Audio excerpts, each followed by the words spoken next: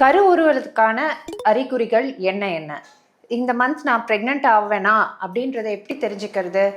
So ஒரு டே 13 egg release ஆகும்போது ஒரு லைட் லோவர் அப்டாமினல் பெயின் ஒரு சில பெண்களுக்கு ஏற்படும். அதுக்கூட சேர்த்து சம்டைம்ஸ் ஒரு மைல்டு பிரெஸ்ட் டெண்டர்னஸ், அதாவது மார்பகங்களில் வலி ஏற்படலாம். ஒரு சிலருக்கு இம்ப்ளான்டேஷன் ப்ளீடிங் அப்படின்னு சொல்லக்கூடிய கொஞ்சமாக ஸ்பாட்டிங் ப்ளீடிங் ஆகிறது அவங்களுக்கு நடக்கலாம். இதுக்கப்புறமா நிறைய பேருக்கு பசியின்மை ஏற்படக்கூடும். சாப்பிடவே பிடிக்காது, ஒரு மாதிரி மந்தமாக இருக்கும். நெக்ஸ்ட் வந்துட்டு உங்களுக்கு ஃபஸ்ட்டு தெரியக்கூடிய சிம்டம் வந்து வாந்தி, மயக்கம், இந்த மாதிரியான சிம்டம்ஸ் உங்கள் டேட் தாண்ட தாண்ட உங்களுக்கு தெரியறதுக்கு வாய்ப்பு இருக்குது.